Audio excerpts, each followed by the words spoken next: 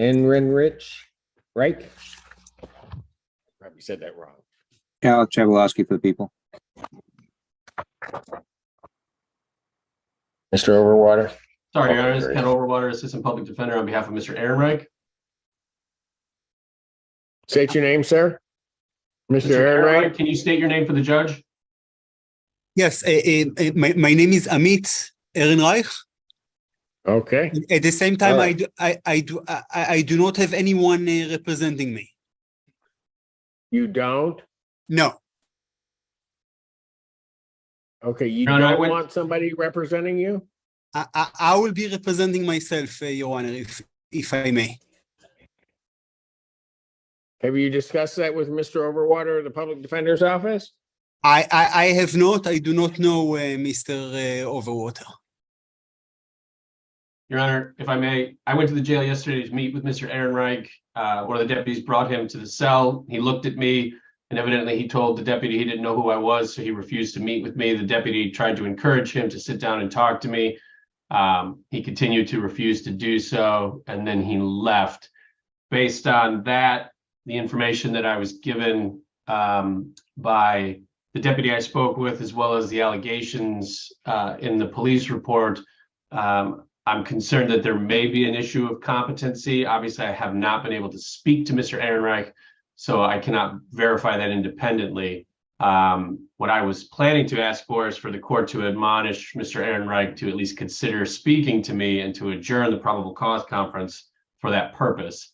If he is resolute in his intention to represent himself and to refuse to speak with me, then I would leave it in the court's discretion. If I might jump in, Judge. Torshio Feaster, Assistant Public Defender. Judge, I did represent Mr. Ehrenreich at a probation violation, a PPO violation about a week and a half ago. So he does know who I am. And at that time we spoke, he said he wanted to represent himself on the PPO violation, but he did want our office to help him on the new felony charge. So maybe he didn't speak to Mr. Overwater because he did not realize he's with our office.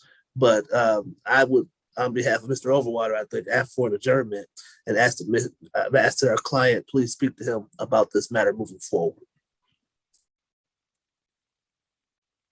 Mr. Ehrenreich? Yes, Your Did you Honor. hear Mr. Feaster? I heard partially. One of the guards was speaking on his communication device, and I could not really hear what was going on. Oh, okay. You had a hearing in circuit court on a PPO violation? That is correct, Your Honor. Okay. You remember the attorney that was representing you at that hearing, Mr. Feaster? I do remember Mr. Feaster, and I believe the judge was Mr. Conlin, if I'm not mistaken. That's right. Okay, that's right. So Mr. Feaster stepped in. I cannot hear. Can you hear me, sir? Yes. Okay, Mr. Feaster just stepped in right now to let you know that Mr. Overwater, who you wouldn't speak to, that they're part of the same office. So you didn't know who Mr. Overwater was when he came to talk to you, but he and Mr. Feaster work in the same office. And I don't know if you were aware of that or not. I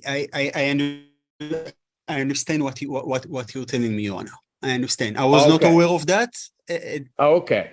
So here's what, go ahead. At the same time, Your Honor, I would appreciate at this point representing myself. Okay, here's what I will mention, Your Honor, that at the circuit court, I spoke very clearly, and Judge Conlin, for whatever reason, postponed the discussion, or he didn't want to hear what. I'm not exactly sure. Bless you. I'm not exactly sure what went on. I admitted to having gone to that street where that person lives. No, Mr. Ehrenreich, please don't say anything about the substance of the case. Anything you can be used against you. So please don't say anything like we discussed last time. Please wait and speak to Mr. Overwater and let him try to help you you're facing a 5-year felony. Mr. Ehrenreich, if you don't understand what happened in court, it might be because you need the assistance of an attorney. All right, Mr. Ehrenreich, here's what I'm going to do. I'm not going to rule on your motion right at this moment to represent yourself. What I want you to do is talk to the public defender, and after talking with the public defender, you can make an informed decision as to whether or not that's what you want to do. Okay? So I'll hear you out on it. It's just that I'm not going to hear you out on it today. I want you to talk with them and make sure that you're clear on where you're headed with this. Because it sounds like there's a lot that you're dealing with in terms of the PPO violation, this case, and it could carry some severe consequences. And I just want to make sure that you talk to somebody before you make that decision. All right? Your Honor, I appreciate what you're telling me, and I understand everything clearly. At the same time, I have done almost nothing. I do not understand why what I did not hurt a fly. I did not. Okay. Cause All any right. Mr. harm. Ehrenreich, I don't want you to say anything about the facts of the case. I will explain what happened and why you're in jail, what you're charged with. I'll explain everything to you if you will let me meet with you. I do not wish to meet with Mr. Overwater, with all due respect to him. Okay. All right. So, Mr. Ehrenreich, let me ask you this. You met with Mr. Feaster, correct? I've had a video conference with him. I have not met with him in person. Okay. All right. So I don't know, and I'm not going to interfere on who's going to meet with whose cases are assigned. The public defender's office now knows that. So it might be Mr. Feaster that you meet with. Okay. But in any event, particularly given what you said, that you're not sure why you're there or anything else along those lines, I want you to meet with an attorney that can explain that to you. All right. And then you can make the decision as to whether or not you want to go forward and how. Okay. Your Honor, I understand the situation completely. Well, no, you don't, because you don't know what you did that has you where you are. And you just said that to me. So you don't understand it all. And I've got to make sure that you do. And one of the ways I can make sure that you do is to have you talk with somebody so they can at least explain why you're where you are right now. Okay? And that's so, Mr. Ehrenreich, I'm going to do that, and I'm going to do it to protect your rights. So I'm going to tell you that when they come down to talk with you, I need you to talk with them at least, okay? And then we'll come back, and then you can make your decision about what you want to do. Your Honor, I respect everything that you say. At the same time, I do not wish to waste anybody's time. And from my point of view, I'm willing to proceed. I know exactly why I'm in jail. I know what I've done. I know what I didn't do. You just told me a little while ago, Mr. Enright, you didn't know. No, and now you're telling me you know. That leads me to believe that I may have to order a competency on you. I don't want to do that. Okay? Mr. Ehrenreich, I'm going to implore you to speak with an attorney first. Because you're telling me one thing, then you're telling me something else. And that may lead me down a path that I don't know that you want to go to or go down.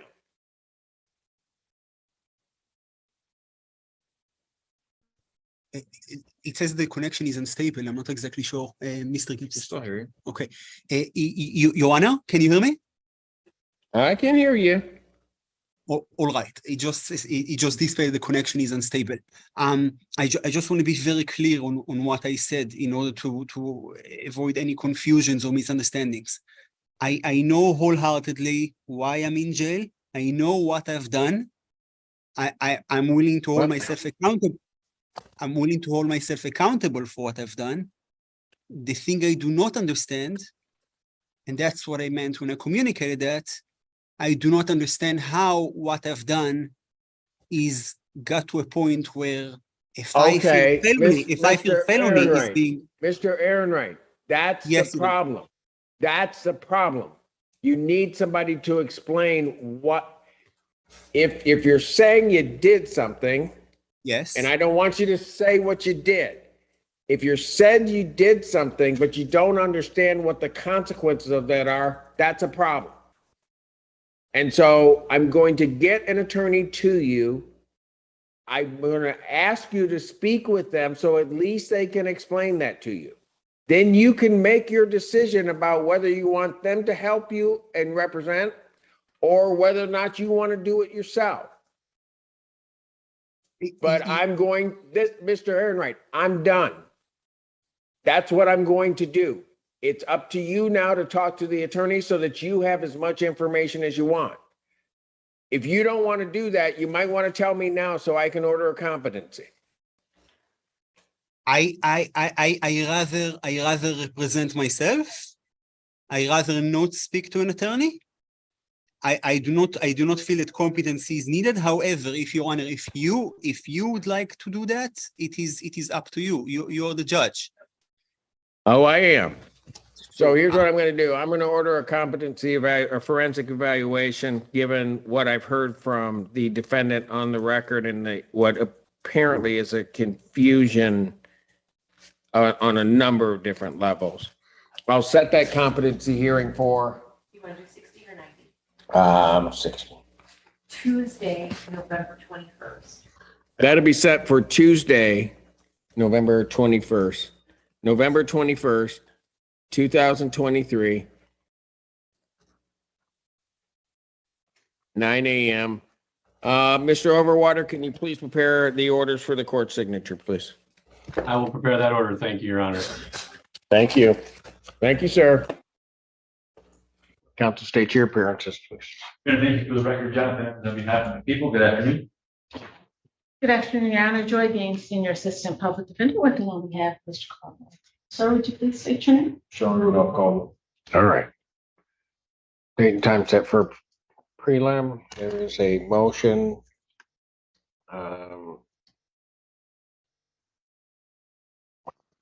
I guess you have defendant's response to the motion that I have in front of me, but there's a motion to proceed by forfeiture or pursuant to 804B6.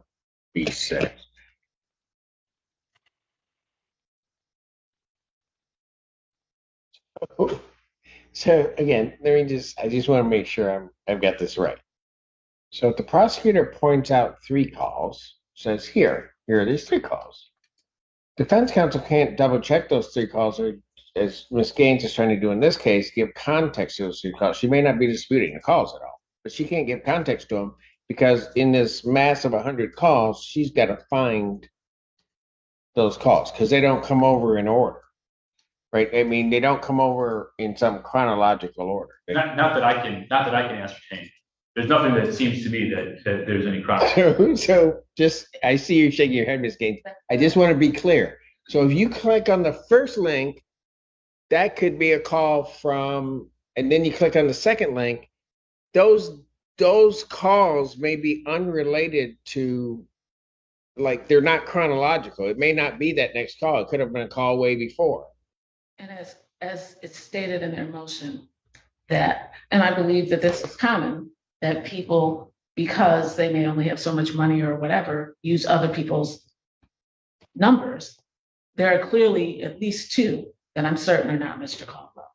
But again, and Are not Mr. Caldwell. and this is Caldwell. I'm certain because it's a Spanish speaking couple and he's not. So that's in there too. And so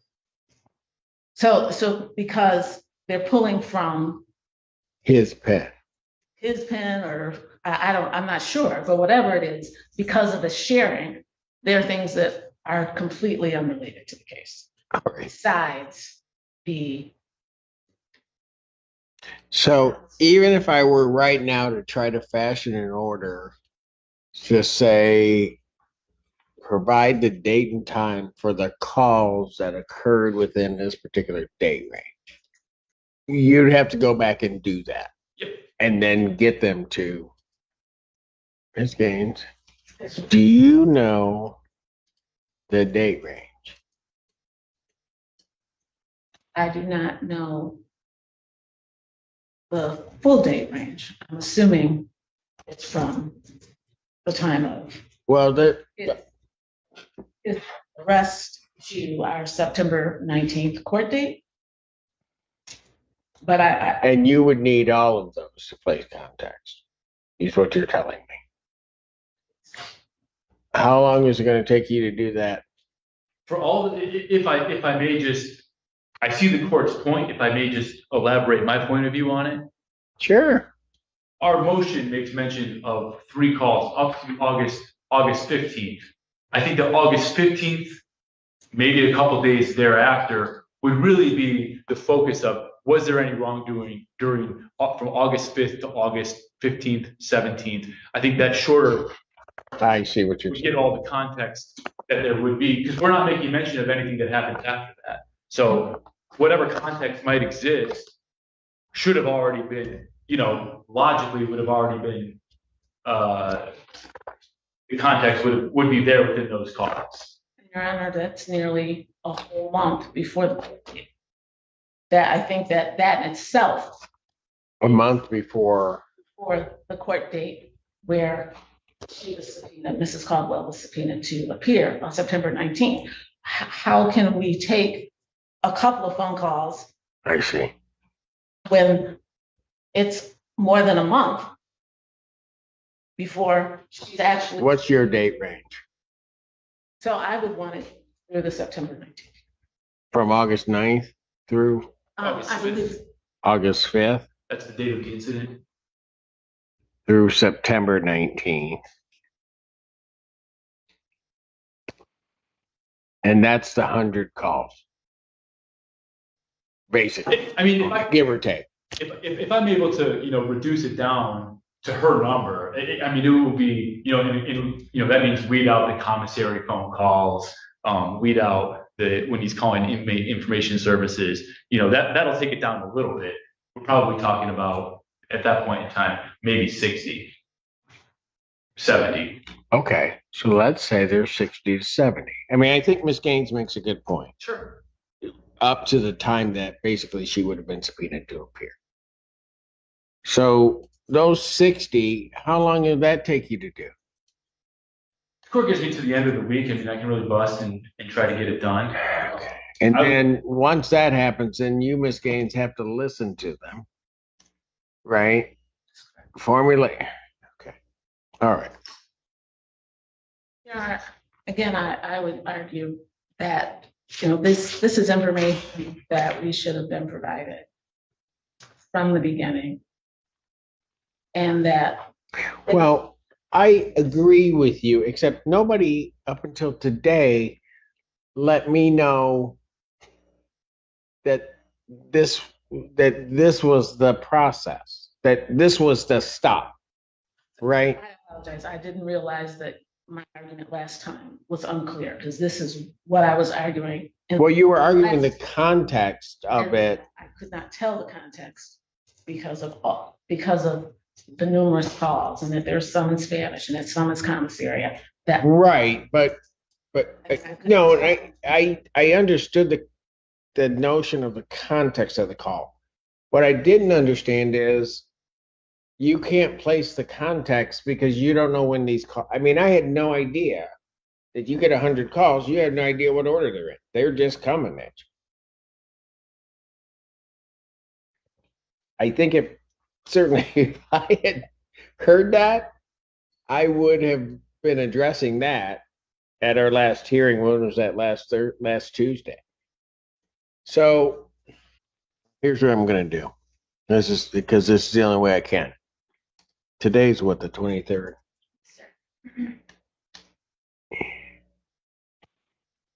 You need to get those done, and I'm not saying by the end of the week. I'm saying by the 26th, so that they're in Miss Gaines' hands. The 26th is about 3 days from now, by the end of close of business Thursday, they need to be in Miss Gaines' hands. Miss Gaines is then going to have, and I'm just splitting the time frame in half. That's all I'm doing, folks. There's no magic to this.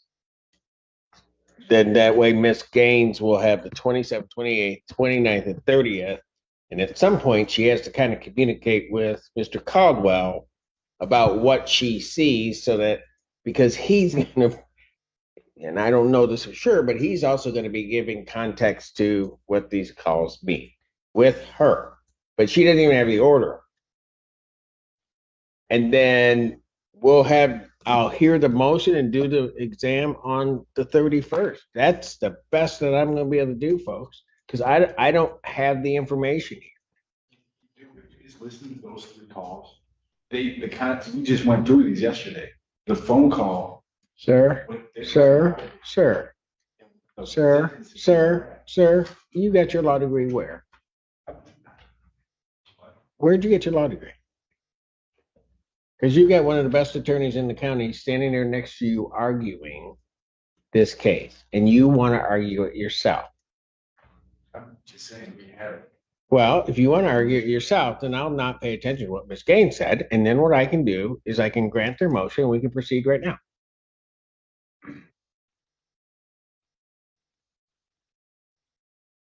Is that what you want to do?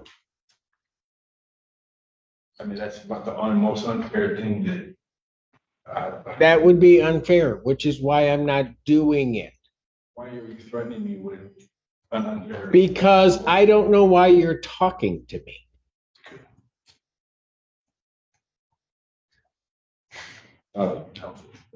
This is most absurd. Okay, all right. You're gonna come this close to contempt, so I'm gonna tell you just to be quiet. I'm 30 days. 30 days. He's got 30 days contempt. I told him to be quiet. He can keep talking if he wants. You want to keep talking? You want to keep talking? You want to answer your question? You're asking me questions. That contempt sentence happened fast. And honestly, it shows how quickly courtroom behavior can spiral when emotions take over. The judge gave multiple warnings, told him to stop talking several times, and even explained exactly where this was heading. But once a defendant openly challenges courtroom authority while repeatedly interrupting proceedings, judges can use contempt powers to maintain order instantly. What's wild here is that the judge immediately shifts back into professional mode seconds later, calmly discussing scheduling issues and even trying to accommodate attorneys with children on Halloween. That contrast tells you everything about courtroom control. 1 second it's chaos, the next it's business as usual. He's got 30 days contempt. Take him out. I've given you the schedule. That's what we'll do. This is adjourned to the 31st.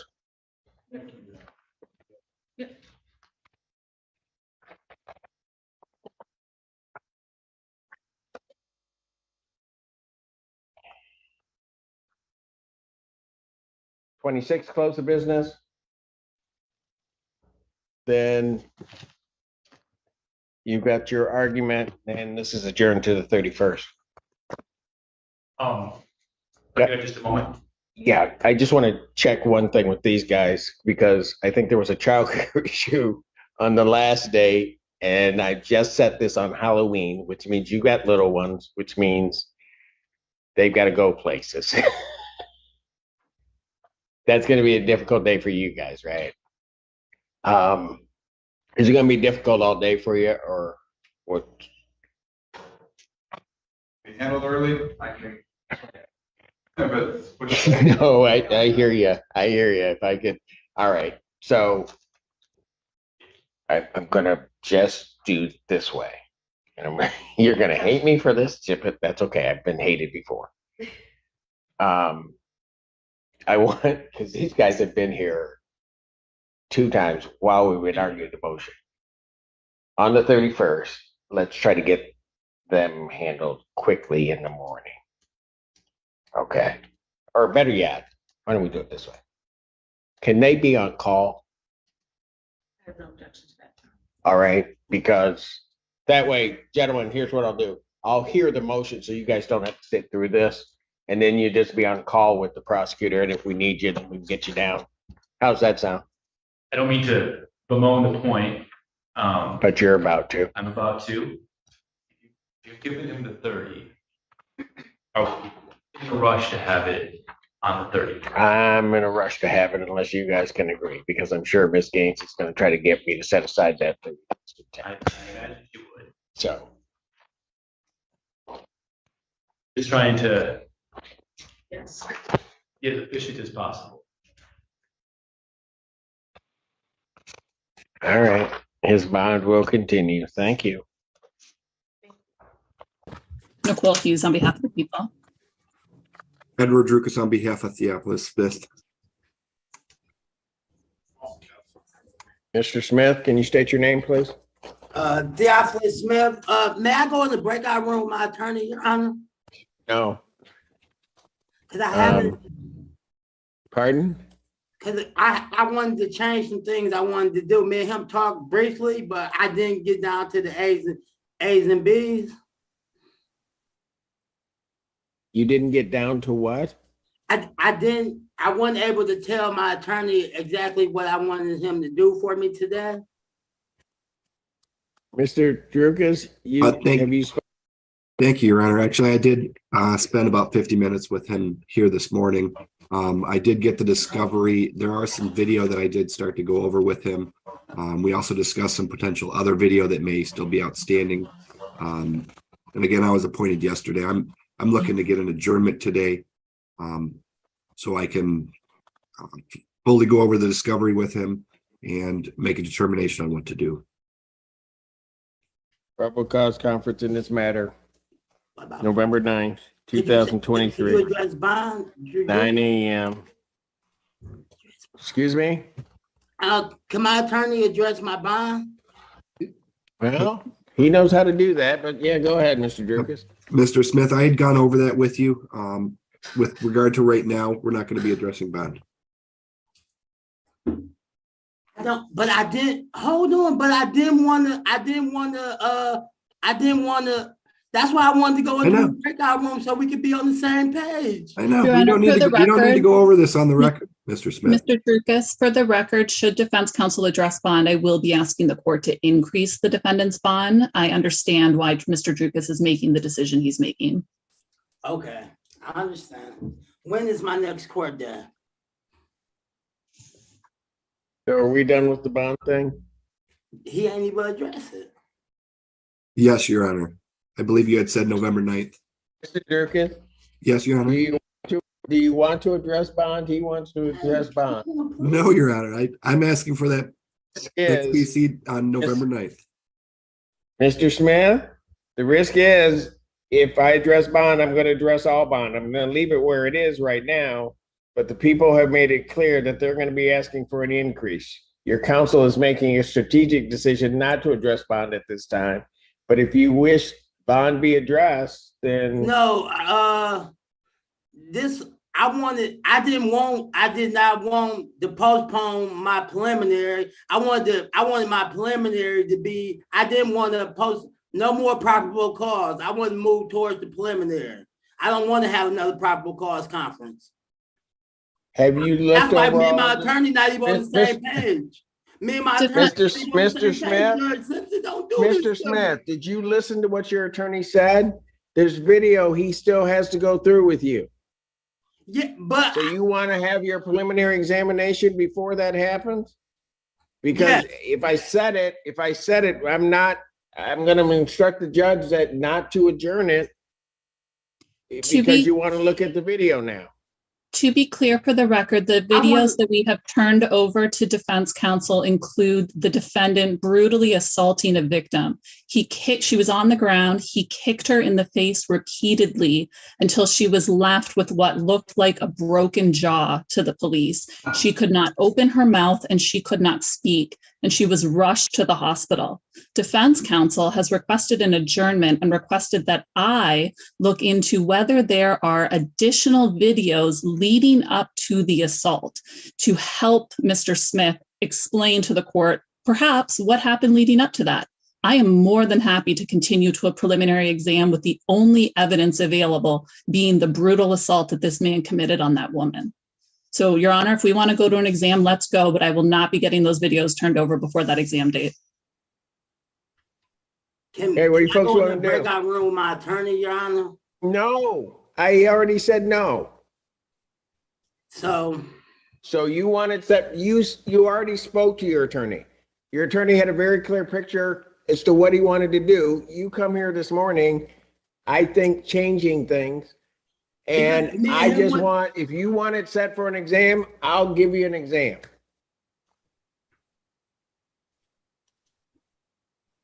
I'm assuming that setting it for an exam, Mr. Drukas, that would be over your advice to him at this point.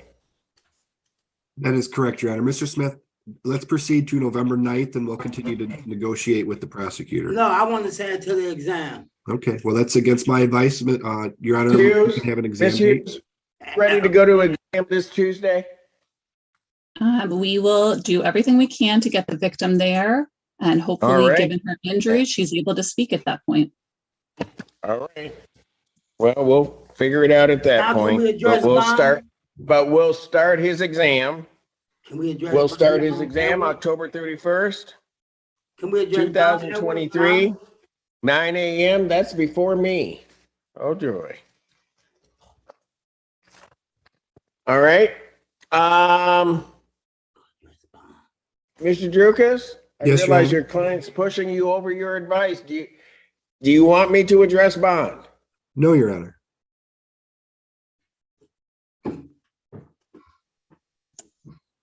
Mr. Smith, you want me to address bond Please, Your Honor. over your attorney's advice? Yes.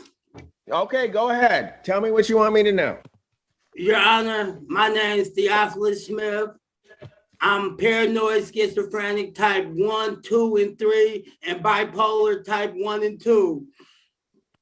I had a rough breaking up, Your Honor. I knew I should have called the law. I should have called the police when he was making all them. I'm going to stop you right there, Mr. Smith. I don't want to go into the facts of this case. No, I just let me talk, Drukas. Please let me talk. It's between me and the judge.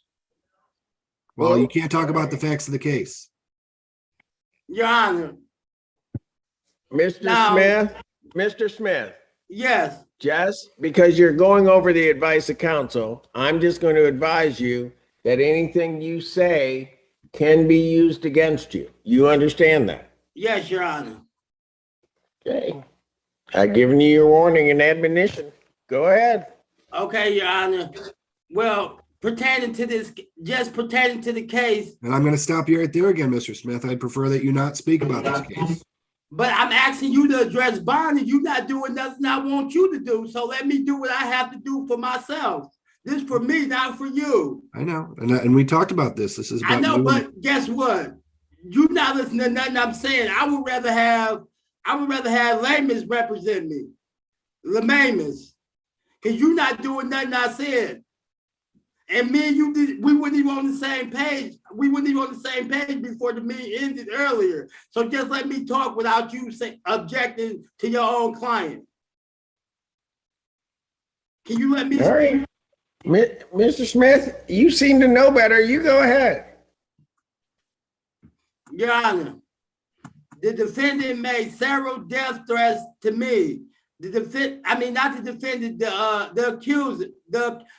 I don't know how the accuser knocked on my apartment door. And again, Mr. Smith, I'm going to reiterate that you should not be speaking about the facts of this case. Okay, I'm not going to speak about the facts of the case. Okay, thank you. Your Honor, if you could please give me a personal reconduct bond. Your Honor, I'm not a flight risk. I'm going to be in court on Tuesday. If you can lower my bond or give me a PR, Your Honor, I won't speak about no more of the facts of the case until Tuesday. I'm going to respect Edward Drukas on that point that I won't speak on the case. But if you could just give me a PR bond or lower my bond, because my family is not wealthy, Your Honor. We are not wealthy, and I can't afford $50,000, no 10%. Your Honor, if you can please just give me a chance to give me a real lawyer. Give me a lawyer. Real lawyer? No, a lawyer. I don't mean I'm not taking nothing away from Drukas. I'm not taking nothing away from that with you, Your Honor. I just want to check. Oh, okay. I just want to be free, Your Honor, because I feel like I'm not even guilty of this. My grandfather got inside of me. My grandfather was talking to me. My grandfather. Ms. Hughes, response to the motion to reduce bond. Thank you, Your Honor. And Mr. Smith, before you go, Ms. Hughes, Mr. Smith, Yes, I Your Honor. warned you. I told your counsel that if you ask me to address bond, I'm going to address the whole thing. So maybe when Ms. Hughes gets done, I haven't made a decision yet, but maybe when Ms. Hughes gets done, this bond goes up. I gave you that warning and you went ahead. So now I'm going to let the people give their version. Go ahead, Ms. Hughes. Thank you, Your Honor. The people are requesting that this court set bond in the amount of $250 cash only. Notably here, the defendant's bond is $50,000 cash only. This is not even a cash surety case, never mind a 10%, which I think is pretty telling given how unique that type of bond is. The defendant is on misdemeanor probation for use of cocaine. It was initially charged as possession of cocaine, and it was pled down to use. At the time of his arraignment, in this case, he was already in violation status of his misdemeanor probation. The defendant has a criminal history dating back, as far as I can see, to 2000, which includes a number of drug and alcohol misdemeanor offenses. He also has 6 assaultive felony convictions. In 2014, he was convicted of a couple of cases of R&O on the police. In 2019, he was convicted of felonious assault and CCW. In this case, this occurred in Miller Manor inside the apartment building, and the apartment building has cameras, in the hallway. This case came to the police attention because a neighbor in Miller Manor heard yelling in a hallway. He exited his apartment, went into the hallway, and saw the defendant standing over a woman who had been brutally beat. She was laying on the apartment hallway floor, unable to get away from the defendant. The defendant then fled, went into his apartment. When the police arrived, they first tried to make contact with the defendant. He refused to open the door, refused to provide his name, refused to cooperate with the police. When the police made contact with the victim, her face was so damaged that she could not speak. She could not open her mouth. The police tried to interview her, and she could not even remain conscious. They were able to get her to agree to a medical release, and by the time they presented the medical release to her, she was no longer conscious to be able to sign it.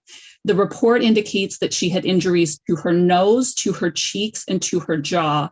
She was immediately rushed to U of M. I am still waiting on her medical records to determine the extent of her injuries, but based on the police report, the police believe that her jaw was in fact broken, which is why her face was swollen and she was unable to speak. Again, Your Honor, our request is $250 cash only. Anything else from the defense? I think enough has been said, Your Honor. Nothing further. Court believes, and the court would find that the setting of under the circumstances of this case that, and with all due respect to the magistrate, I understand what they were going through at the time, that the bond that is set at that time, court would find that under the circumstances of this case, that may have been an abuse of discretion. The court will increase the defendant's bond in this matter, finding that the defendant is a risk to the public. A clear danger to the public given the circumstances of what the court has heard. Defendant's bond is increased in the amount of $2,000 or $200,000 cash surety. Thank you. I'll come and see you, Mr. Smith. Thank you, Your Honor.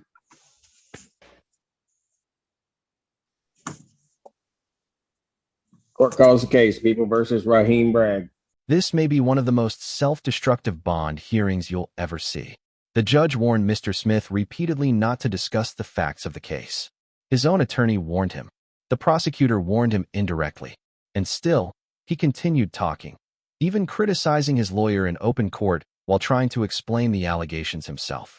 Then the prosecution responds with devastating details: violent assault allegations, probation violations, prior convictions, and a victim so badly injured she reportedly couldn't even speak.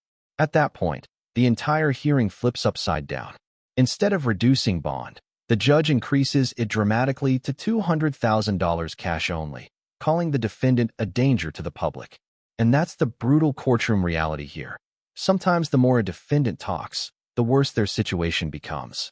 If you found this case as shocking as we did, make sure to hit that like button, share your thoughts in the comments, and don't forget to subscribe for more jaw-dropping courtroom breakdowns.